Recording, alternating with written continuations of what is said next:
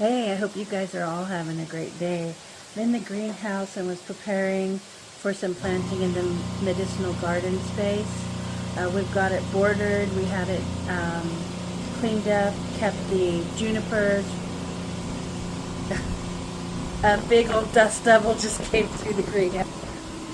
I don't know what you all call them, but I've been told my dad used to call them dust devils. Sorry. Honestly, don't know if you could see that, but I had one come by today, and Danny was sitting there going, "Honey, watch out!" Before all I could do was cover my eyes and my mouth, and I was in the middle of one of them. Got a little dirty. It's all good. Anyways, I'm just here getting my gloves and my pruners.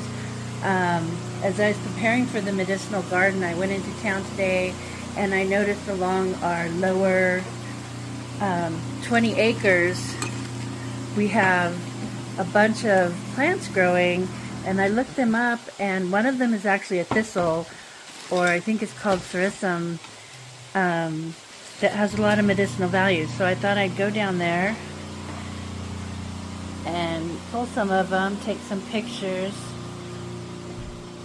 and check it out. Here's a quick glance at the space. Dan's over there working on irrigation, but looks so nice. So excited about this additional place to plant. So our irrigation on this pipe is running just off of the well solar panel, not off of the full solar panel. So every time the clouds come over, the sprinklers kind of stall out. But yeah, we just use these they're not railroad ties, they're guardrail posts that we got on the cheap at auction. And we just placed them in this formation. I think it looks super nice. Great reuse of material. Anyways, I'm gonna go check down the lower 20. Hi, I'm here at the lower portion of our property. It's about 25 acres that runs along this, it's considered a primitive road. But yeah, running all along our property, we have an abundance of Arizona thistle. The entire stretch. It's interesting because it runs all along the side of the road, but it's not so much inside the interior of the property. I think it's because there's more rocks on the side of the road.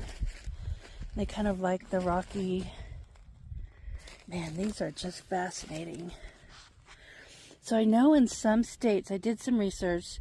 Of course, this is Arizona thistle, and I'm sure there are a multitude of thistles out there. But one of the benefits of this thistle, you could see you can actually eat these leaves.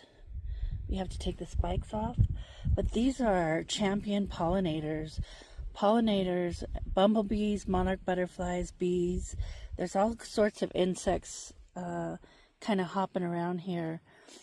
But these have a great amount of pollen and food source.